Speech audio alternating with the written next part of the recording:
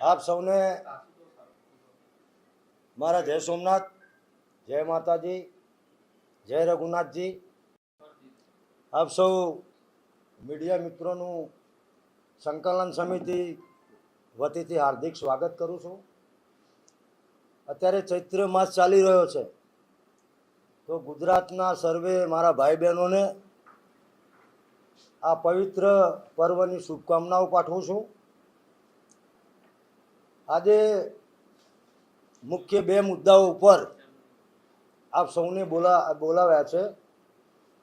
પહેલો મુદ્દો શરૂ કરું એ પહેલાં આપ જાણો છો એ મુજબ કે સભા,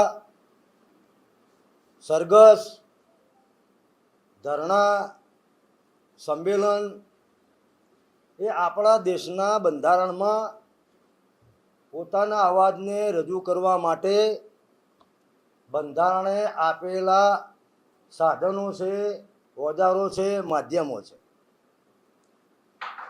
કોઈ સમાજને અન્યાય થયો હોય તો એ સમાજ આ મેં કહ્યા એ પ્રમાણેના લોકશાહી રીતે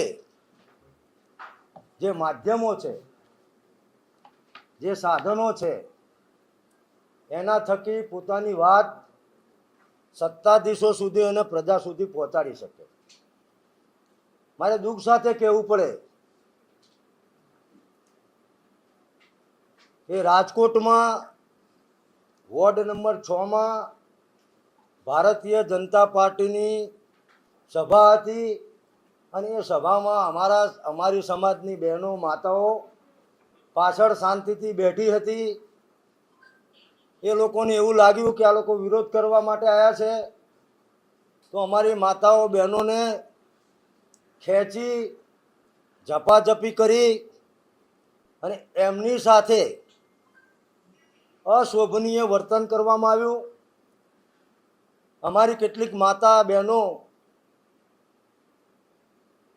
ને હાઈ બ્લડ પ્રેશરની તકલીફ પણ થઈ ગઈ, એમની તબિયત પણ બગડી. તાત્કાલિક 108 બોલાવી અને બહેનોને સારવાર આપવામાં આવી. તો હું સરકારને પૂછવા માગું છું કે લોકશાહીની અંદર પ્રજાને, નાગરિકને પોતાનો અવાજ રજૂ કરવાનો અધિકાર છે, તો આવું વર્તન જે કરવામાં આવ્યું છે એને સમગ્ર ક્ષત્રિય સમાજ અને અમાને સહયોગ આપતા તમામ સમાજો વતીથી હું વખોડી કાઢું છું, એની નિંદા કરું છું. અને એમાં જે વ્યક્તિઓ જવાબદાર હોય, કારણ કે મને તો એવી પણ માહિતી મળી છે કે નારી શક્તિ હોય, મહિલા હોય તો એની ધરપકડ કરવી હોય તો મહિલા પોલીસ કરી શકે. કેટલાક પુરુષ પોલીસો પણ ત્યાં હાજર હતા. જે વસ્તુ યોગ્ય નથી, કાયદાનું ઉલ્લંઘન છે. એટલે આ બાબતે અમારા રાજકોટના આગેવાનોએ ગઈકાલે ખૂબ શાંતિ રીતે રાજકોટના કમલમ ખાતે જઈ અને તેના પ્રમુખશ્રી અને હોદ્દેદારોને આ બાબતની રજૂઆત કરી છે કે પ્રચાર દરમિયાન આ બધી વસ્તુ બને યોગ્ય નથી. અને અમારી લાગણી તો પહેલાંથી પુરુષોત્તમ રૂપાલાના નિવેદનથી આહત થયેલી જ છે. એમને શબ્દોથી આહત કરી અને પોલીસ અને સરકાર અને ભાજપ એ પ્રેક્ટિકલ રીતે આવું નિંદનીય કૃત્ય કરીને અમારી આ લાગણીઓને ભડકાઈ રહી છે, આહત કરી રહી છે, અમારા યુવાનોને આક્રોશિત કરી રહી છે. તો હું આપના માધ્યમથી સત્તાધીશોને વિનંતી કરવા માગું છું કે લોકશાહીમાં દરેકને પોતાનો અવાજ રજૂ કરવાનો હક છે. માટે આવી ઘટના ફરીથી ક્યાંય ન થાય, બહેનો પર આ રીતનો અત્યાચાર ન થાય, નારીની અસ્મિતાનો ભંગ ન થાય એવી વિનંતી કરું છું. અમારી કોર કમિટી, સંકલન સમિતિ સાથે થયેલી ચર્ચા કર્યા મુજબ આ જે ઘટના બની છે એના પ્રત્યાઘાત રૂપે અમારા તમામ સંગઠનો, નગરમાં હોય, ગામમાં હોય, જિલ્લા કક્ષાએ હોય, પ્રદેશ કક્ષાએ હોય, એમને હું વિનંતી કરું છું, આહવાન આપું છું કે આ પત્રકાર પરિષદ પતે ત્યારથી શરૂ કરી આપનો જે અનુકૂળ સમય હોય આવતીકાલે સાંજ સુધી સમગ્ર ગુજરાતના તાલુકા જિલ્લા પ્રદેશ કક્ષાના જે પણ કાર્યાલયો હોય ત્યાં આગળ આ ઘટનાનો વિરોધ કરવા માટે આવેદનપત્ર આપવા માટે જવું, એટલે ક્ષત્રિય સમાજ અન્ય સમાજોને સાથે લઈ અને તાલુકા જિલ્લા કક્ષાએ નગર કક્ષાએ જે પણ કમલમ કાર્યાલયો છે ત્યાં આગળ ખૂબ શાંતિપૂર્વક સંયમથી ત્યાં જે હોદ્દેદારો ઉપસ્થિત હોય એ અમને આગળ શું થશે એ સંકલન સમિતિ કોર સમિતિ નક્કી કરશે. પણ મને જે માહિતી મળી છે એ પ્રમાણે ગામજનોએ ગામ કક્ષાએ નગર કક્ષાએ જિલ્લા કક્ષાએ પ્રવેશ બંધીના જે બેનરો સ્વયંભૂ જે લગાવ્યા હતા એને ઉતારવાનું ગઈકાલથી ચાલુ કરવામાં આવ્યું છે. લોકશાહી પ્રક્રિયામાં દરેક વ્યક્તિને આ પ્રમાણે પોતાની લાગણી વ્યક્ત કરવાનો અધિકાર છે. તો અમારા આગેવાનોએ અમુક જિલ્લામાં સેમ્પલ ટેસ્ટ તરીકે ત્યાંના પોલીસ ઇન્સ્પેક્ટર ત્યાંના પોલીસ અધિકારીઓને જાણ કરી કે ભાઈ આ કોઈ ચૂંટણીના નિયમોનું આચારસંહિતાનું ભંગ નથી, આ કોઈ રાજકીય બેનરો નથી અને અમુક બેનર તો પ્રાઇવેટ પ્રોપર્ટીમાં લગાવેલા હતા, એને તમે દૂર કરી શકો નહીં. તો એમનો જવાબ એવો હતો કે અમે આવા કોઈ બેનરો ઉતાર્યા નથી. તો હું સક્ષમ તંત્રને વિનંતી કરું છું કે બેનરો એટલા માટે લગાવ્યા હતા કે જેથી કોઈ ગામમાં પ્રવેશે નહીં. ગામમાં પ્રવેશે બેનર ન મારેલું હોય એક ચેતવણી સ્વરૂપે છે. જેમ કોઈ વીજળીનો પ્રવાહ જતી કોઈ ડીપી હોય તો એના ઉપર ચેતવણી લખેલી હોય છે કે આ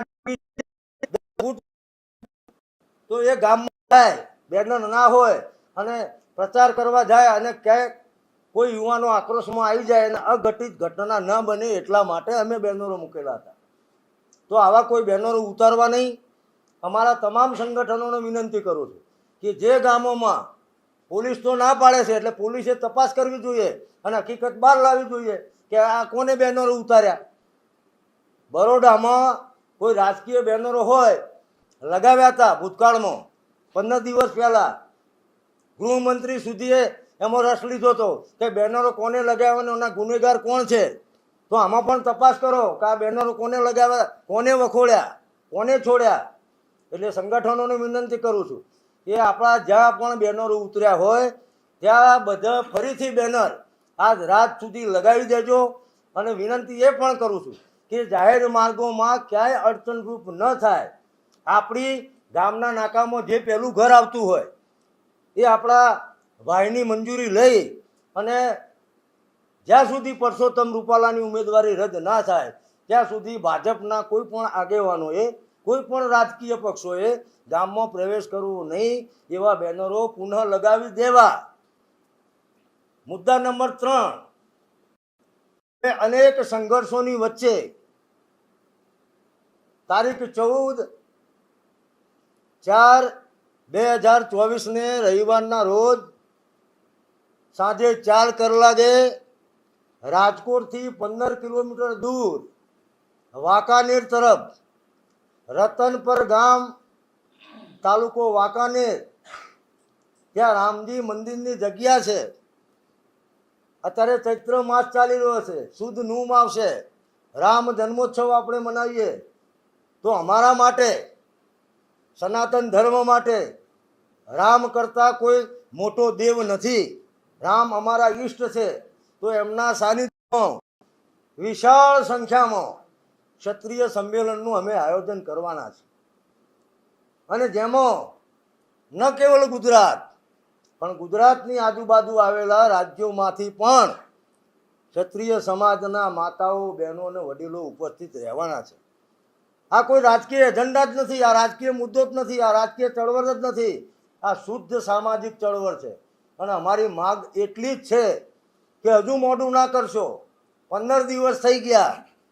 સમાજની બહેનો અમારી જે બજારમાં શાકભાજી લેવા પણ ના જતી હોય એ અમારી બહેનો રોડ ઉપર ઉતરી છે. અમારા માટે શરમજનક છે.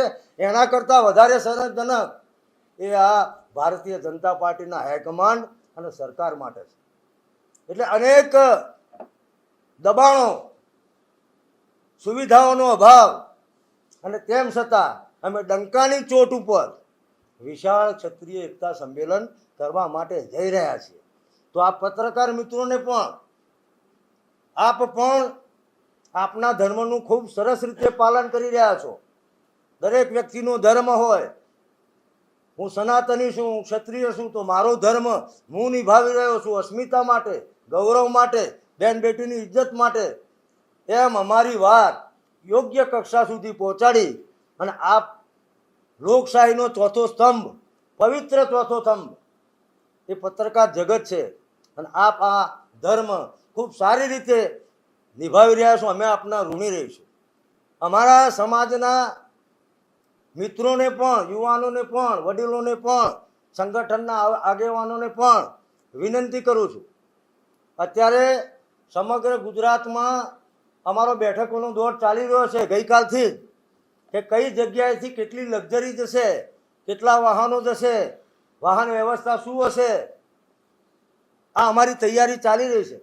અમારા કોર કમિટી અને મુખ્ય અત્યારે રાજકોટમાં જ છે, ત્યાં મેદાન ઉપર પણ બધી તૈયારીઓ અમે કરી રહ્યા છીએ. હું તંત્રને વિનંતી કરું કે આપ ચૂંટાયેલી સરકાર છો, આપને પ્રજાએ ચૂંટ્યા છે અને અમે પણ પ્રજાજનો છીએ. તો ભૂતકાળમાં અનેક શાસકો એવા હતા કે પ્રજા કોઈ અન્યાયની વાત કરવા માંગતી હોય તો સરકાર જ અમને વ્યવસ્થા કરી આપતી હતી. સરકાર અડચણરૂપ થતી નહોતી. આપના માધ્યમથી કહેવા માગીએ છીએ કે સરકારે અમને અત્યાર સુધી સહયોગ આપ્યો છે, તો અમે પણ સરકારને સહયોગ આપ્યો છે. એટલે મારા સર્વે ભાઈ બહેનોને વિનંતી કરું કે આપની જ્યાં શ્રદ્ધા હોય એ શ્રદ્ધાના સ્થાને માથું નમાવી અને સવારે વહેલા જ પોતાના સાધનોમાં, બસમાં બેસી અને રાજકોટ તરફ ચલો રાજકોટનો નારો આપીએ છીએ આજે અમે. ચલો રાજકોટ. આપ જ્યાં પણ રસ્તામાં ચા પાણી કરવા ઉતરો તો એક જ જગ્યાએ, એક પોઈન્ટે આપણી ગાડીઓ ન ઊભી રહે. બે ગાડી પડી હોય તો બે આગળની ગાડી બીજા પોઈન્ટ ઉપર જાય, ત્યાં ચા પાણી કરે, ત્યાં થોડોક વિશ્રામ કરે. કોઈ ટ્રાફિક જામ ન થાય, ગુજરાતની પ્રજાને કોઈ પણ જાતની તકલીફ ન થાય. આપે ગાડીના કાગળો પણ સાથે રાખવાના છે. આપ લક્ઝરીમાં આવતા હોય તો દરેક લક્ઝરીની અંદર આ બધી માહિતી, કારણ કે અમે સંયમથી આંદોલન કરી રહ્યા છીએ. ક્યાંય પણ સંયમ ન તૂટે, ક્યાંય પણ અફરાતફરી ન થાય, ક્યાં પણ અવ્યવસ્થા ન સર્જાય. સરકારના અમે સહયોગમાં જ છીએ. ગુજરાતના મુખ્યમંત્રી, ગૃહમંત્રી અને પોલીસ મહાનિર્દેશકને પણ હું વિનંતી કરું છું કે અમે શાંતિપૂર્વક રીતે અમારી વાત લોકશાહી ઢબે રજૂ કરવા માટે લાખોની સંખ્યામાં ભેગા થયા છે. એટલે મહેરબાની કરીને કોઈ જગ્યાએ નાનું મોટું કારણ આપી અને ક્યાંય પણ અમારી ગાડીને અટકાવવામાં ન આવે. કારણ કે એવું થશે તો યુવાનોમાં આક્રોશ છે, એટલે એ આક્રોશ તૂટે નહીં એની પણ જવાબદારી સરકારની છે, એટલી જવાબદારી અમારી છે. અમે પણ આ જવાબદારીનું વહન કરી રહ્યા છીએ. આપ વ્યવસ્થિત સમયે યોગ્ય જગ્યાએ વહેલામાં વહેલા સભાના સ્થળે પહોંચશો. પાર્કિંગ યોગ્ય હોય. દરેક બસની અંદર માતાઓ હોય તો એ આગળની હરોળમાં, લક્ઝરીમાં પેલી આગળના ભાગે અમને બેસાડજો. એક કન્વીનર, એક સહ કન્વીનર, આપણી પરમિટ, આ બધી કાયદાની પ્રક્રિયાનું આપણે પાલન કરવાનું છે. એવી હું સમગ્ર સંકલન સમિતિ વતીથી આપ સૌને વિનંતી કરું છું. આપ સૌ પધાર્યા એ બદલ આપ સૌનો આભાર વ્યક્ત કરું છું. ધન્યવાદ.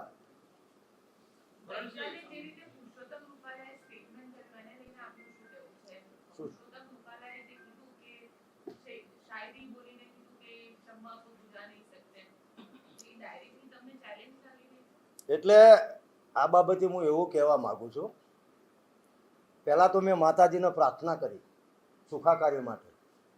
તો ચૈત્રી માસમાં હું ભગવાન રામ અને માતાજીને પ્રાર્થના કરું કે પુરુષોત્તમભાઈ રૂપાલાને સદબુદ્ધિ આપે ભગવાન. કારણ કે એમના વાણી વિલાસથી આજે આખું ગુજરાત, શાંત ગુજરાત, સમૃદ્ધ ગુજરાત, સલામત ગુજરાત એમાં પલિતો ચાપ્યો છે. તો મારી રંજનબેન બરોડા અને મારો ભાઈ ભીખાજી ઠાકોર સામેથી વિડ્રો કરી લેતો હોય તો પુરુષોત્તમભાઈ તમે તો કાલે શાયરી બોલ્યા અને એવું પાછા બોલ્યા છો કે મેં તો રાજ્યસભાએ જોઈ છે, મેં તો લોકસભાએ જોઈ છે, મેં તો સત્તાના બહુ સ્થાનો જોયા છે. તો તમે બધું જોઈ લીધું હોય પુરુષોત્તમભાઈ તો તમારા પક્ષને નુકસાન થઈ રહ્યું છે, ગુજરાતની શાંતિ અણાઈ રહી છે. તમે પણ બુદ્ધિજીવી છો, પીઢ આગેવાન છો, માટે તમારી ઉમેદવારી તમારું હાઈકમાન્ડ કહે ને એ પહેલાં વિડ્રો કરી લો.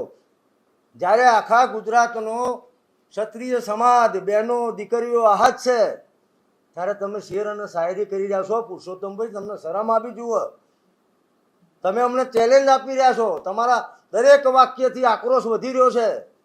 તમે અઠવાડિયા પહેલાં એવું બોલ્યા કે ફોર્મ ભરવા માટે પાઘડીઓ પહેરીને ઉમટી પડજો. અરે તમારે જેનો ઉમટી પડવું હોય એને ઉમટી પડજો, એ તમારો અધિકાર છે. અમે એમાં કહેવા માગતા નથી, પણ તમારા આ નિવેદનોથી એટલે હું ભાજપના હાઈકમાન્ડને કહેવા માગું છું કે તમારા તમામ અધિકારીઓ, તમારા લોકસભાના જે ઉમેદવારો હોય એમને કહેજો સંયમની વાણીનો ઉપયોગ કરે. શેર શાયરીનો સમય નથી રૂપાલા સાહેબ, સમજો તમે. મને જૂની કહેવત યાદ આવે છે કે રોમ ભડકે બળતું હતું તો ત્યાંનો જે શાસક હતો ને નીરો, એ વાંસળી વગાડતો હતો. તમારામાં નીરોમાં બહુ ફેર મને લાગતો નથી. એ વાંસળી વગાડતો હતો અને તમે શેર શાયરી કરી રહ્યા છો. એટલે શરમ કરો પુરુષોત્તમભાઈ. તમારામાં શરમનો સાટો હોય તો તમે સામેથી જાઓ કે મારી ગુજરાતની પ્રજા, મારા ભાજપને ડેમેજ થઈ રહ્યું છે, ગુજરાતની પ્રજા અશાંતિ, એક આખો સમાજ આકુળ વ્યાકુળ છે. તો ભલાઈ કોને કહેવાય? આરએસએસ અને ભારતીય જનતા પાર્ટીનું એક સૂત્ર છે, આપના ધ્યાને લેવા માગું કે વ્યક્તિ છે બડા દલ ઓર દલ છે બડા દેશ. તો દેશ મોટો છે પુરુષોત્તમભાઈ તમારા કરતા. એટલે બે હાથ જોડીને વિનંતી કરું કે શેર શાયરી બંધ કરો અને તમારી ઉમેદવારીને તમે વિડ્રો કરો.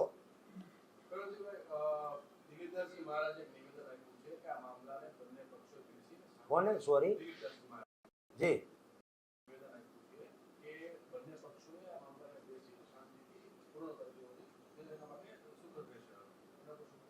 જો બધા જ સંતોની કોઈ જાતિ ના હોય, બધા જ સંતો અમારા પૂજનીય છે. સંત, તમામ સંતોને હું અમારા ક્ષત્રિય સમાજ વતીથી વંદન કરું છું, નમસ્કાર કરું છું. અમે સંતોને પણ કરબદ્ધ પ્રાર્થના કરીએ છીએ કે આ વિવાદ એટલો બધો વધી ગયો છે કે આમાં પુરુષોત્તમભાઈ રૂપાલાની ઉમેદવારીને રદ કર્યા સિવાય અમે પણ અનેક બધું મનોમંથન કર્યું. આ કંઈ અમારા શોખનો વિષય નથી. અમે બધા હોદ્દેદારો 23 તારીખથી સરખી રીતે જમ્યા પણ નથી, સરખું ઊંઘ્યા પણ નથી. આખો સમાજ જાગરણ કરી રહ્યો છે.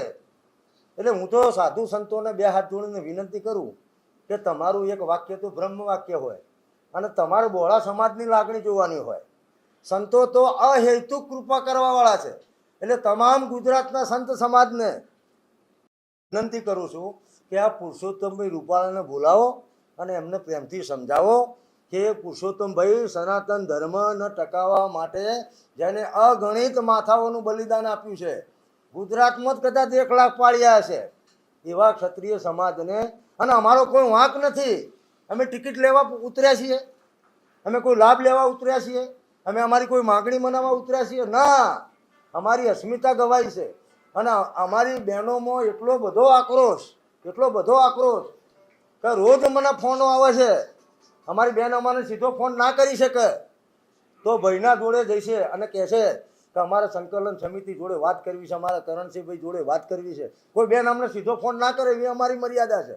રોજ 100 ફોન આવે છે વિનંતી કરતા કે તમે આ બાબતે પુરુષોત્તમ રૂપાલાની ઉમેદવારી રદ ના થાય ત્યાં સુધી અને આ મુદ્દે બીજું કોઈ સમાધાન કરતા નહીં. એટલે અમારા હાથ પણ બંધાયેલા છે.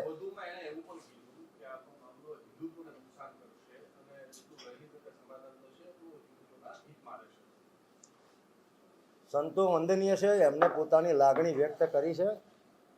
સર્વ સંતો પૂજનીય છે. પુનઃ કહું, પણ સનાતન ધર્મના, હિન્દુ ધર્મને ટકાવવા માટે જો ક્ષત્રિયો જે બલિદાન આપ્યું છે ને સાહેબ, એવું તો બલિદાન કોઈને નથી આપ્યું.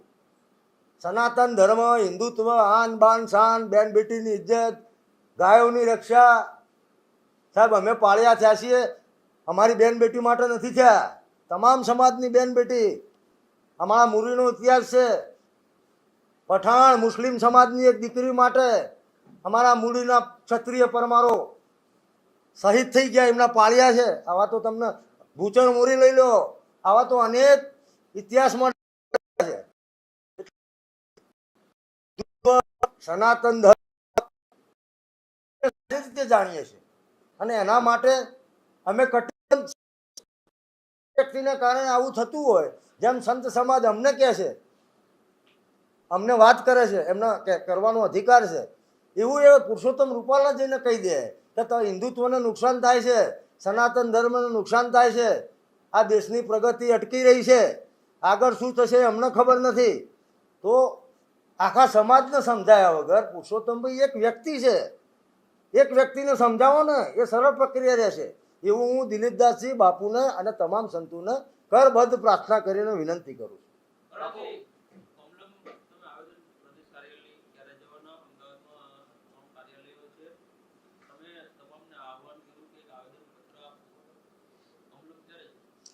અમે અત્યારે પ્રદેશ કમલમને બાકાત રાખ્યું છે. અમારા બધા આગેવાનો અત્યારે મહાસંમેલનની તૈયારીમાં છે અને આવતીકાલે 13 તારીખે પણ અમારા 2 મહાસંમેલન છે જિલ્લાના. સાબરકાંઠા, અરવલ્લી, ગાંધીનગર જિલ્લાનું સંમેલન 11 વાગે હિંમતનગર ખાતે છે. એ જ તારીખે સાંજે નર્મદા અને ભરૂચ જિલ્લાનું સંમેલન 3:30 કલાકે ભરૂચ ખાતે છે. એટલે પ્રદેશ કમલમમાં અમે જવાના નથી. મેં જે આહવાન કર્યું છે પ્રદેશ કમલમ માટે નથી, ફરીથી ચોખવટ કરું.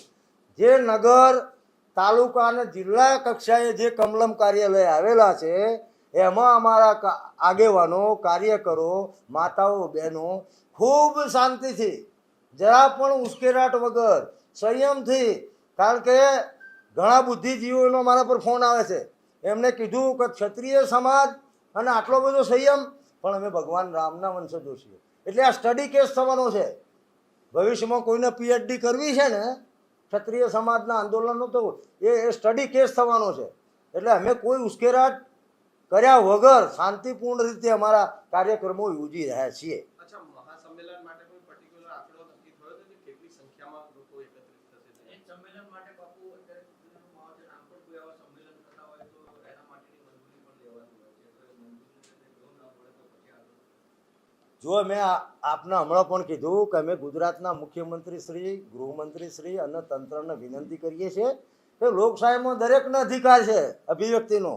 એટલે હું આશા રાખું છું કે આજે અમારા આગેવાનો જવાના છે મામલતદાર શ્રી જોડે અને એમને મંજૂરી મળી જશે. જો અમને મંજૂરી નહીં મળે તો ભારતીય જનતા પાર્ટીની સભાઓ કરવા માટે કઈ રીતે મંજૂરી મળશે? તો લોકશાહીમાં 2 તો ધોરણો હોય નહીં.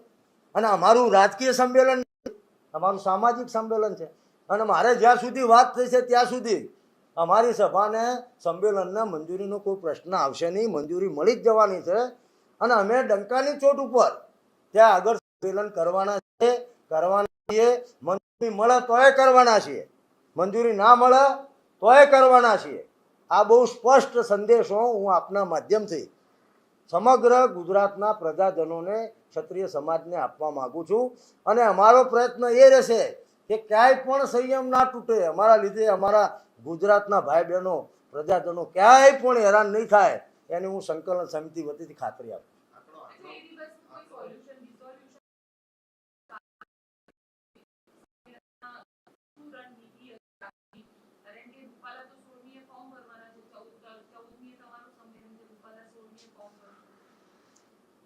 અમારે ઘણી બધી બાબતોની ચર્ચા કરવાની છે. 14 તારીખના સંમેલન પહેલાં 13મી તારીખે રાતે સંકલન અને કોર કમિટીના સભ્યો ભેગા થશે.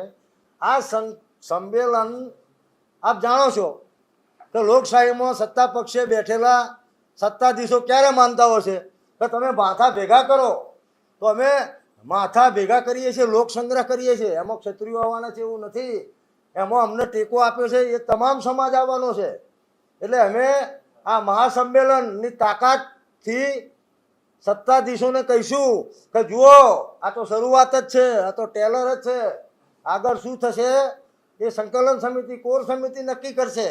એટલે અમે એક આહવાન આપવા માટે, એક વિનંતી કરવા માટે, હજુ પણ સમય છે, હજુ પણ સમય છે. બેનશ્રીએ વાત કરી એમ કે પુરુષોત્તમભાઈ 16 તારીખે ફોર્મ ભરવાના છે, એ પુરુષોત્તમભાઈનો વિષય છે. અમે તો ના પાડીએ છીએ કે તમે ફોર્મ ભરશો તો અત્યારે અમારું ખાલી ઓપરેશન રૂપાલા રાજકોટ છે, કદાચ એ ઓપરેશન તમામ સભી લોકસભા સુધી ના જતું રહે એની જવાબદારી પણ ભાજપ અને પુરુષોત્તમ રૂપાલાની છે. એટલે અમે આગળ શું કરીશું એ ભાગ 2 એ રણનીતિ અમે સતત આ પત્રકાર મિત્રોને જાણ કરતા રહીશું. કરણભાઈ, તમે એવું કહી રહ્યા છો કે બિન રાજકીય છે આખું આ આંદોલન અને માત્ર ને માત્ર રૂપાલા પૂરતો જ આ વિષય છે અને રૂપાલાનો જ વિરોધ છે, રૂપાલાની ઉમેદવારી રદ થાય એ માટેનો વિષય છે. તો 26 બાકી જે સીટો છે, બાકીના જે જિલ્લા છે, ત્યાં કેમ વિરોધ થઈ રહ્યો છે? રાજકીય છે કે બિન રાજકીય કહેવાય એને? જો લોકશાહીમાં એક પ્રેશર ટેકનિક છે, જેમ અત્યારે ભાજપ પ્રેશર ટેકનિક કરી રહી છે, રૂપાલા ફોર્મ ભરશે, રૂપાલા નહીં બદલાય, તો તમે આપ જે વાત કરો છો એ અમારા છવ્વીસ લોકસભામાં જે અમારા ક્ષત્રિય સમાજ અને અન્ય સમાજ અમને ટેકો આપવાવાળા છે એ એમની રીતે આ કરી રહ્યા છે કે તમે રૂપાલાને નહીં બદલો તો અહીંયા પણ આટલો જ રોજ છે અને એનું રિઝલ્ટ શું આવશે એ જ દર્શાવે છે કે છવ્વી ઉપર વિરોધ થાય છે. આજે જ મેં જેવું ટીવી ખોલ્યું તો ખેડા અને આણંદના ઉમેદવાર પ્રચાર કરવા ગયા હતા તો એમને ગામ વાળાએ પાછા કાઢી દીધા. એ બિન રાજકીય છે કે રાજકીય છે? બિન રાજકીય છે, બિન રાજકીય. બિન રાજકીય જ છે. કેમ છે કે પુરુષોત્તમ રૂપાલાને રદ કરો, અમારું આ સામાજિક આંદોલન ચાલી રહ્યું છે તો અમારા સમાજનો ટેકો છે કે ભાઈ તમે જે કરો છો એમાં ગુજરાતના તમામ જિલ્લાઓ 33 જિલ્લાઓમાં આ વિરોધ છે, આ વિરોધ ચાલી રહ્યું છે. અમે ક્યાં મત આપો, શું મત આપો એવી કોઈ વાત જ નથી કરી. હજુ અમે કહીએ છીએ કે અમારો વિરોધ ફક્ત રૂપાલા પૂરતો છે, હજુ કહીએ છીએ. પણ આ સ્વયંભૂ એમની રીતે કે ભાઈ રૂપાલાને નહીં બદલો તો શું થશે, તો એક સીટ નહીં બીજી સીટો પર આવી જશે. અને ગુજરાતમાં નહીં, આજે મેં મીડિયામાં જોયું રાજસ્થાનમાં પણ ચાલુ થઈ ગયું, હરિયાણામાં પણ ચાલુ થઈ ગયું, મધ્યપ્રદેશમાં પણ ચાલુ થઈ ગયું, કાલે કર્ણાટકમાં પણ ચાલુ થઈ ગયું, હરિયાણામાં પણ ચાલુ થઈ ગયું. ત્યાંથી પણ અમને ફોન આવે છે અમે તમારી સાથે છીએ, અમે તમારી સાથે છીએ. એટલે અત્યારે જે વિરોધ થઈ ગયો છે એ આક્રોશના સ્વરૂપે છે. કરણભાઈ, તમે કીધું કે રૂપાલા સાહેબની તમે ટિકિટ કેન્સલ નહીં થાય તો વિરોધ કરશો, 26 લડત પર કરશો, તો પછી ધારો કે ટિકિટ કેન્સલ નથી થતી તો તમે શું કોંગ્રેસને સપોર્ટ કરવાનું કહેશો? જો મેં અત્યારે કોઈ સપોર્ટની અને વિરોધની વાત જ નથી. એ અમે અમારી એમાં શું છે કે અમારા 550 સંગઠનો છે, એની 90 સંસ્થાઓની સંકલન સમિતિ છે, એની 20 જણની કોર કમિટી છે. એટલે અમારે કોઈ પણ નિર્ણય લેવાનો થશે. આમાં શું છે કાલે શું પરિસ્થિતિ બદલાય. અમને તો એવું છે કે રૂપાલાભાઈ ફોર્મ ભરશે જ નહીં, અને ભરશે ને તો ડમીમાં કોઈક એવો સશક્ત ઉમેદવાર હશે કે 19 તારીખે ફોર્મ પાછું ખેંચવાનું છે, એ રણનીતિ કરે છે. અમારી એ રણનીતિ છે. 19 રૂપાલા કદાચ ફોર્મ પાછું એ ખેંચી લે એટલે અમે તમને અત્યારથી કંઈક કહીએ એ વધારે કહેવાય, પછી એ સ્ટેન્ડ લીધા પછી અમે બેક ના જઈ શકીએ. એટલે હું આ બાબતે કોને સપોર્ટ કરીશું, કોનો વિરોધ કરીશું, અત્યારે તો ફક્ત રૂપાલાનો વિરોધ છે. આગળ જે થશે રણનીતિ નક્કી થશે અને અમે જાહેરાત કરીશું. અચ્છા, ક્ષત્રિય સમાજની 100 મહિલાઓ રૂપાલા સામે ફોર્મ ભરવાની વાત હતી, એ ભરવાના છે? ક્યારે ભરવાના છે? ફોર્મ ભરવાની મને ખબર છે ત્યાં સુધી આજે પ્રક્રિયા ચાલુ થઈ ગઈ, તમે ફોર્મ લઈ શકો. એટલે અમારી બહેનોએ જે વાત કરી છે એનું સંપૂર્ણ સંકલન અમારી જે મહિલા ટીમ છે એમને અમે આ જવાબદારી સોંપી છે ને સાથે અમારી લીગલ કમિટી છે. એટલે ફોર્મ ઉપડશે એટલે તમે રાજકોટમાં ફોન કરશો ચૂંટણી અધિકારીને કહી દેશે કે કઈ રીતે ફોર્મ ઉપડ્યું, શું થયું. નક્કી કર્યું કે નથી કર્યું? નક્કી કરેલું છે, તો ભરવાના છે? ભરવાના જ છે, ભરવાના જ છે. પણ અમે અત્યારે નથી કહેતા, તૈયારી ચાલે છે. આપણે કોઈ પ્રસંગ યોજતા હોય તો એની તૈયારી તો મહિના પહેલા કરતા હોય એમ અમારી તૈયારી સંપૂર્ણ રીતે ચાલી રહી છે. પછી એનો આંકડો આપશો તમે કેટલા લોકોએ ફોર્મ ભર્યું? હા, 100% આપીશું. એ સંકલન એક જ જગ્યાએથી થાય છે કે ભાઈ રાજકોટમાં કેટલા ફોર્મ મહિલાઓ ભરશે એ સંકલન અલગ રીતે થઈ રહ્યું છે. અને એની ફિગર જ્યારે ફોર્મ ભરવાની ચરમસીમાની જે તારીખ છે લાસ્ટ ડેટ ત્યાં સુધી આપણે જણાવી દઈશું અમે. ધન્યવાદ. આગામી દિવસોમાં વડાપ્રધાન નરેન્દ્ર મોદી આવવાના છે ગુજરાતમાં, તો એ કદાચ મધ્યસ્થી કરાવે તો ક્ષત્રિય સમાજ માનશે કેવી રીતે? જો નરેન્દ્રભાઈ મોદી ગુજરાતના પનોતા પુત્ર છે, દેશના વડાપ્રધાન છે, અમારા એ આદરણીય છે. એમને જે કામો કર્યા છે એમની અમે પહેલાં પણ પ્રશંસા કરી હતી. પણ આમાં નરેન્દ્રભાઈને તો બધી ખબર જ છે અત્યારે આઈડી અને ડિજિટલ મીડિયા એટલું ફાસ્ટ છે અને એમનું એવું સરસ મજાનું તંત્ર ગોઠવેલું હોય તો અત્યારે હાલ ગોતામાં કોણ છે ને એ નરેન્દ્રભાઈને ખબર હશે. એટલે નરેન્દ્રભાઈ અહીંયા આવે અને મધ્યસ્થી કરે, ત્યારે મધ્યસ્થી કરે અને કહી દે રૂપાલાને ખાલી સિંગલ લીટીનો ઠરાવ કરવાનો છે કે રૂપાલાભાઈ બેસી જાઓ, જેમ રાજકોટમાં કીધું, જેમ બરોડામાં કીધું, જેમ સાબરકાંઠામાં અમારા ભીખાજીએ તો બિચારા પ્રચારે ચાલુ કરી દીધો હતો અમારા ક્ષત્રિય ઠાકોર સમાજના ઉમેદવારે, અને પ્રચાર કરતાં કરતાં આમ પત્રિકા આપતા હતા અને ફોન આવ્યો કે ભીખાજી પાછા વળી જાઓ. તો આ 15 દિવસથી સાહેબને ખબર જ છે, સાહેબ હાલ જ કહી દે. એ ભાઈ એવું પૂછે છે મોદી એટલે વિરોધ કઈ રીતે સવાલ થશે? જો પછી ના માને તો ઉમેદવાર ના બદલે તો આગામી સમયમાં એમની સભાઓમાં કઈ વિરોધ થશે ખરા? ભાઈ એ રણનીતિનો ભાગ હશે, એ ક્ષત્રિય સમાજ સંકલન સમિતિ નક્કી કરશે. એટલે આમાં અત્યારે કોઈની મધ્યસ્થીની કોઈ વાત જ નથી આવતી, એમને તો આદેશ જ આલવાનો છે કે હે પુરુષોત્તમભાઈ, આખું ગુજરાત દુઃખી છે, એક મોટો તમારો ભાજપનો આપણો સપોર્ટર વર્ગ જે 80% મત આપે છે એની મર્યાદાવાળી માથે ઓઢીને ફરવાવાળી બહેનો રોડ ઉપર છે, તમારી પોલીસ ખેંચી રહી છે, વાનમાં પકડીને બેહારી રહી છે, પાઘડીઓ ઉછાળી રહી છે. નરેન્દ્રભાઈ કહેવું હતું કે હે પુરુષોત્તમભાઈ, તમે ઉમેદવારી પાછી ખેંચી લો. એ હું નરેન્દ્રભાઈને પણ વિનંતી કરું છું, ગુજરાત વતીથી વિનંતી કરું. કેટલું વોટિંગ છે ખાલી જાણવા માટે રાજકોટ બેઠક ઉપર ક્ષત્રિય સમાજનું અસરકારક વોટિંગ કેટલું છે? રાજકોટ બેઠક ઉપર અમારા 2.5 લાખ કરતાં વધારે મત છે, 2.5 લાખ સમજો. અને અન્ય સમાજો એ જે અમને ટેકો આપ્યો છે, કારણ કે અમારું હાલ ફોકસ ઓપરેશન રૂપાલા, તો અમે દરેક જિલ્લામાંથી ટીમ બનાવીશું કે આજે આ ટીમ જશે, 14 તારીખે આ ટીમ હશે, 15 તારીખે આ ટીમ હશે, 16 તારીખે આ ટીમ હશે.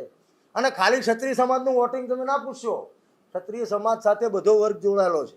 અમે જે ગામ હશે એ ગામમાં કદાચ તમારે 200 ઘર હશે તો બીજા હું આપને નવાઈ લાગશે, ગુજરાતના ઘણા ગામો એવા છે કે જ્યાં ક્ષત્રિયોની વસ્તી નથી, તોય બેનર લાગી ગયા, રૂપાલા સાહેબના પોસ્ટર ઉપર ચોકડીઓ વાગી જઈ અને કોઈએ પ્રવેશવું નહીં એવા બેનર લાગી ગયા. ક્ષત્રિય સમાજ એમને કહેવા નથી ગયો.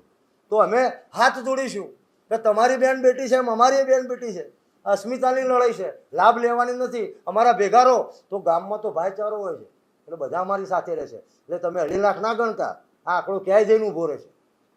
અચ્છા, આ મામલાનું કોઈ સોલ્યુશન ખરું કે રૂપાલા ભારતીય જનતા પાર્ટી છે કે રૂપાલા ના હટે અને ક્ષત્રિયો માની રહ્યા છે કે રૂપાલાને હટાવવા જોઈએ? આનું કોઈ વચ્ચે કરે કે મધ્યસ્થીનું કોઈ જામ સાહેબે બી કીધું માફી આપી દેવી જોઈએ, ક્ષત્રિય સમાજ જે છે માફી માટે જાણીતું છે. તો એવામાં આનું કોઈ સોલ્યુશન આવવાનું ખરું? જો બેન આપે કીધું ને માફી આપી દેવું જોઈએ, ઘડીએ ઘડીએ બધા અમને કહે છે કે ક્ષમા વિરસ્ય ભૂષણમ, તો ક્ષમા વિરસ્ય ક્ષમા આપવાની છે. 2019માં પરેશ રાવલને અમે ક્ષમા વિરસ્ય ભૂષણમ ક્ષમા આપી દીધી. અમારા પૃથ્વીરાજ ચૌહાણે મોહમ્મદ ગોરીને 18 વખત માફી આપી દીધી. અને 19મી વખત આવ્યો ને તો એ વિધર્મીએ પૃથ્વીરાજ ચૌહાણને કેદ કરી દીધા હતા, એમની ઓખો ખોડી નાખી હતી. ક્ષમા વિરસ્ય ભૂષણનો ગેરઉપયોગ થઈ રહ્યો છે. ક્ષમા આપવા વાળો કોણ એ પણ જોવું પડે, એની લાયકાત શું છે, એનું શું સ્ટેટસ છે, એની શું બોડી લેંગ્વેજ છે. ક્ષમા લેવા વાળો એ કોણ છે, એની શું લાયકાત છે, એનું શું એટીટ્યુડ છે, એની શું બોડી લેંગ્વેજ છે, શું એની ભાવના હાથ થઈ છે, એ ખરેખર માફી માગી રહ્યો છે કે ખાલી ડ્રામા કરી રહ્યો છે, આ પણ જોવું પડે. એટલે આમાં કોઈ સમાધાન નહીં, ફક્ત અર્જુનની જેમ અર્જુનને પૂછ્યું હતું ને દ્રોણાચાર્યે કે અર્જુન તને શું દેખાય છે, તો એ શ્રેષ્ઠ ધનુર્ધરે એટલું કીધું હતું કે મને પક્ષીની આંખ જ દેખાય છે. એમ અમને અત્યારે ફક્ત પુરુષોત્તમ રૂપાલા જ ઊંઘતા જાગતા બેઠતા વાત કરતા દેખાય છે, દેખાતું નથી. પુરુષોત્તમભાઈ ગઈકાલે એવું કીધું કે કાર્યકરોને કહું છું કે ધૈર્ય અને સંયમ રાખે.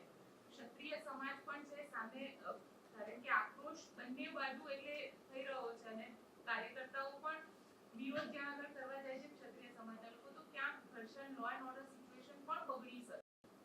અમે અમારા આપે જોયું કે અમે ખાલી લક્ઝરી અને વાહનો લઈને જતા હતા તોય અમે માર્ગદર્શિકા ગાઈડલાઈન બહાર પાડી દીધી કે આપણે શું નથી કરવાનું.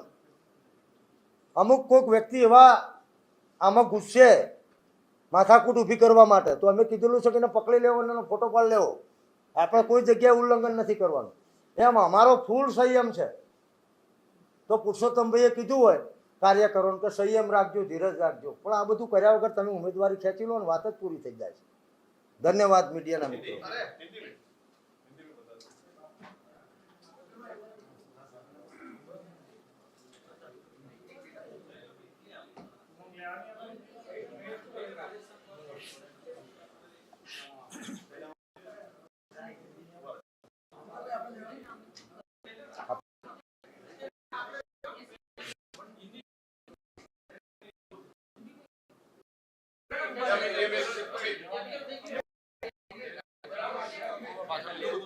આ તો પતી ગયું છે ને.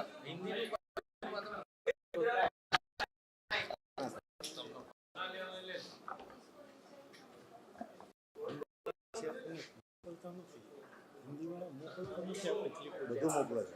આજતા એનડીટીવી બધા ઉપર મારા ઉપર આવે છે. જે સંભાળતો એના ઉપર હું શેર કરું છું આપી.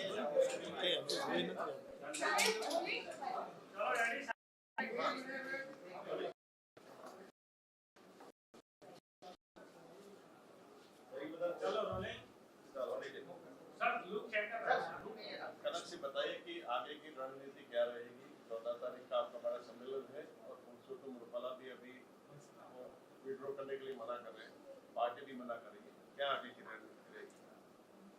रणनीति तो हमने आगे भी बताई थी आपको कि हमारा जो ये आंदोलन है इसकी रणनीति भाग है.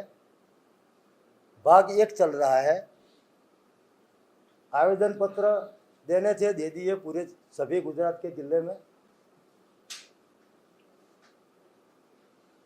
सम्मेलन चल रहे हैं, 9 सम्मेलन हुए में भी हुए. 2 जगह और अरवली डिस्ट्रिक्ट का सम्मेलन कल 11 बजे, सुबह में 11 बजे हिम्मतनगर में है. शाम को 3:30 बजे और तो सम्मेलन है 3 बजे है. 14 तारीख को शाम 4 बजे रतनपुर में करने जा रहे हैं. तो यही हमारी रणनीति का यही भाग है, ये भी भाग है. क्योंकि आप जानते हैं कि डेमोक्रेसी के अंदर, लोकशाही के अंदर आपको ताकत बतानी होती है. वो ताकत बाहुबल से नहीं, वो ताकत संग्राम से बतानी होती है. तो हम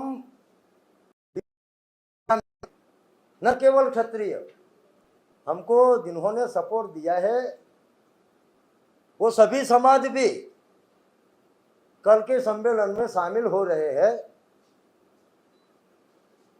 न मात्र गुजरात, गुजरात के बॉर्डर के नज़दीक के जो स्टेट है, राज्य है, राजस्थान है, मध्य प्रदेश है, वगैरह वगैरह जो भी राज्य है, वहाँ से भी भारी संख्या में माताएं. आप सोचिए, मैं पुरुषों की बात नहीं कर रहा हूँ, पुरुष तो आए ही, युवा भी आएंगे, माताएं भी आ रही है. तो इतना विशाल महासम्मेलन होने वाला है और इसमें हम पुनः हमारी बात बताएंगे कि देखो ये गुजरात का पूरा क्षत्रिय समाज, आज मैंने टीवी में देखा तो ये आग, ये आंदोलन राजस्थान में भी शुरू हो गया है, एमपी में भी शुरू हो गया है. कल हरियाणा की भी क्लिपें आई है. हमारा जो सोशल मीडिया है वो वहाँ से भी जुड़ा हुआ है, वो लोग हमसे भी जुड़े हुए हैं.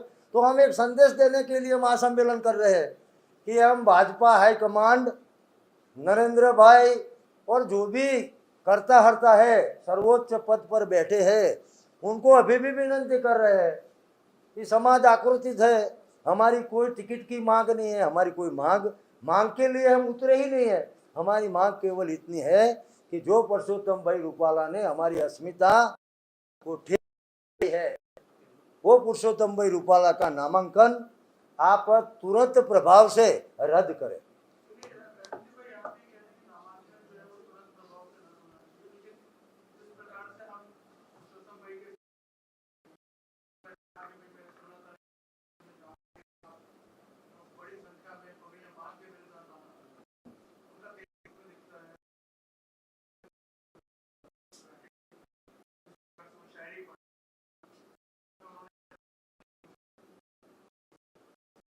देखिए, भाजप ने उनको उम्मीदवार घोषित किया, ये कोई नई बात नहीं है। तो उम्मीदवार घोषित किया है तो वो बोल रहे हैं कि मैं नामांकन दाखिल कर रहा हूँ, लोकशाही में इसका भी वो कर सकते हैं। लेकिन हमारी मांग ये है कि भाजपा का हाई कमांड, हम पॉजिटिव है, अभी रद्द करे उनका नामांकन। आप बोल रहे हैं कि पुरुषोत्तम रूपाला जी का एटीट्यूड बता रहा है, उनकी बॉडी लैंग्वेज बता रही है, उनको अभय वरदान मिला है। तो मैं पुरुषोत्तम रूपाला जी को कहना चाहता हूं कि आपके निवेदन से जब पूरा समाज आहत हो गया है, आक्रोशित है, और आप अभी शेर शायरी कर रहे हैं, तो मुझे पुरानी जो एक कहावत है वो आज है कि एक देश था रोम, वो जल रहा था और उनका जो शासक था ना नीरो, वो एक इंस्ट्रूमेंट था, इंस्ट्रूमेंट बोलते हैं इसको, समाज को आहत करके शेर शायरी कर रहे हैं। शर्म आनी चाहिए पुरुषोत्तम रूपाला जी, आपको शर्म आनी चाहिए। और आपका एटीट्यूड की बात की तो उनको क्षमा नहीं कर रही है, उन्होंने 2 मांगी, लेकिन माफी मांगता, उसका एटीट्यूड, उसका वर्तन, उसकी वाणी सामने वाले को, ये आदमी, ये व्यक्ति रियल में माफी मांग रहा है। उन्होंने 2 बार जो माफी मांगी ना, उनकी जो बॉडी लैंग्वेज और जो शब्दावली है ना, वाक्य की रचना, वही बता देती है कि उनको कोई दुख नहीं है। और this is only political drama. उनकी माफी है ना, वो पॉलिटिकल है, इसमें उनकी कोई संवेदना है ही नहीं। क्योंकि हम भी जाहिर जीवन में है इतनी साल में, अगर किसी भाई बोले कि हमको माफ कर दो, तो बोलने वाला जो बोल रहा है होता है ना, उससे पता चल जाता है कि ये आहत है। आहत होते तो समाज माफ कर। और कि आपका पक्ष का सूत्र है कि व्यक्ति से दल बड़ा और दल से बड़ा देश, तो आप नहीं हो, नहीं हो, आपने जो माफी मांगी उसका कि मैं पुरुषोत्तम रूपाला, इस बार जो मैं निवेदन देता हूं उसका किया, ये क्या बता, लेकिन आगे टूटते हैं। देखो, वो रत्ना में भी है, लेकिन मेरी पार्टी बीजेपी को नुकसान हो रहा है, इसलिए मैं माफी मांगता हूं। What is this? आप भी सब पत्रकार बंधु हो, आपको भी वो शब्दावली है, वाक्य रचना, इसमें आप चिंतन करेंगे तो आपको भी पता चल जाएगा कि किसी के कहने पर, हमारे 2 राजवीर ने बोला, हमारे भाजपा के वरिष्ठ आगेवानों ने बोला, उनके फोन आए कि रूपाला जी आप माफी मांग लो, इसलिए मैं माफी मांगता हूं। दोनों बात करता हूं। ये है, जो एटीट्यूड है ना, वो ज्यादा, वो इतना बोलेंगे जैसे देर शायरी, तो पूरा सोशल मीडिया में बात आ गई।